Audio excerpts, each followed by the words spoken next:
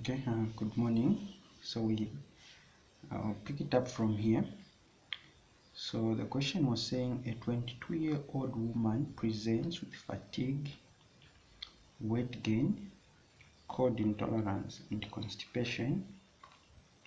Then we're told that on examination, okay, she has a dry skin, a slow heart rate. So now these are just signs, okay? So the clinical signs. Then the lab results show that there is low thyroxine and there is elevated thyroxine stimulating hormone. So further antibody testing reveals that there is this elevated anti-thyroid peroxidase antibodies. So these are hormones, these are antibodies, okay, that actually attack this T4, okay. So the first question says, explain the physiological basis of the elevated TSH level, okay. We explain the physiological basis. Okay, so now let's first go to the beginning, how thyroxine and TSH work. So we explain first the normal physiological function of these enzymes.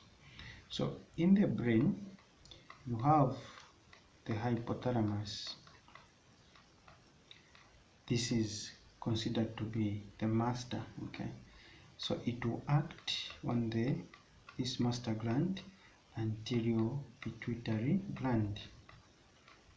So the hormone that is released here, it is called T thyroid releasing hormone, okay.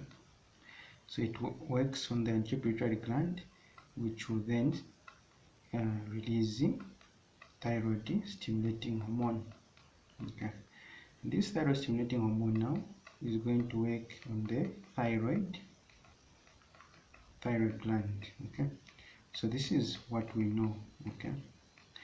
So the thyroid gland now is going to release T4, which is thyroxine. So this is what should happen in a normal circumstance. This is what should happen. But then you notice something here. The part here says the lab results showed that there was a low free thyroxine. So T4, okay, T4 was low, okay. Now I'll explain it like this. How TSH and T4 work, okay, TSH and T4. So TSH stimulates this gland so that this can increase. So if there was low TF, okay, if this was low, okay, there will be a feedback, okay. So when this is low, it is going to give a sort of feedback, okay. It is going to give a sort of feedback to this gland to increase more TSH, okay. So when this is low,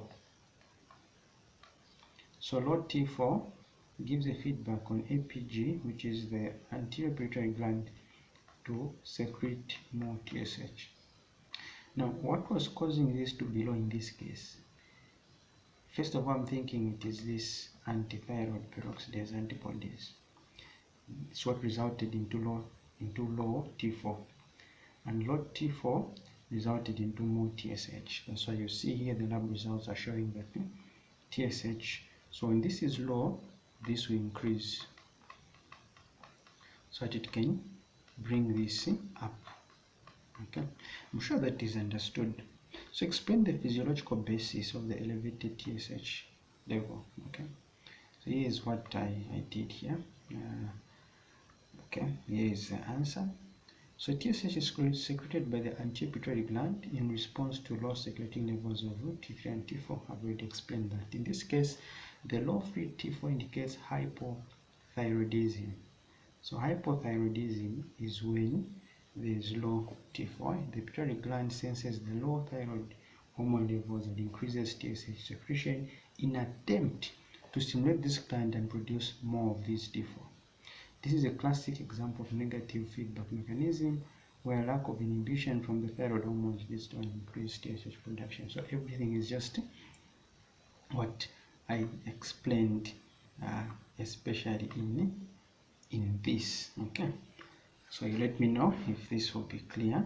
Okay, we can move further. What type of feedback loop is responsible for regulating the thyroid hormone secretion? So this is what we're talking about. Okay, so the answer here, what type of feedback loop is responsible for regulating thyroid hormone secretion? The thyroid hormone secretion is primarily regulated by the negative feedback loop, the one that we just explained. Right? When these are low, this will be high to increase these. Okay? I think that's just how you can understand it. Whenever these T3 and T4 are low, they will cause the anterior pituitary to release more of this TSH, which is going to increase this. Yeah. Okay. Then, which class of hormone T4 and how is it transported to the blood? Okay, so on the classes of hormones, we talked about this. It is an amine hormone from the amino acid tyrosine, and it is synthesized by iodination. Okay, so it is transported bound to albumin and transthyretin. Though only a small fraction circulates as free and bound T4. Okay, so if you just read through these, some of the answers that I just generated here, we put them in there. So discuss how autoimmunity can disrupt endocrine function using this case as an example. Okay, so in this case, the presence of elevated I suspected this anti-thyroid indicates there is an autoimmune, okay, meaning the body itself, the antibodies that are being produced in the body are attacking, okay, they are attacking a gland. So when your own antibodies attack a gland, this is called an autoimmune. So they are attacking which gland? The thyroid gland. So these hormones are being secreted in the body and they are attacking this thyroid gland, causing thyroiditis. Okay, and a good example of such type of thyroiditis, it's called Hashimoto's thyroiditis. So what this means leads to damage of the thyroid tissue, which will mean that these will be low, and when these are low, TSH is going to increase in an attempt to increase these.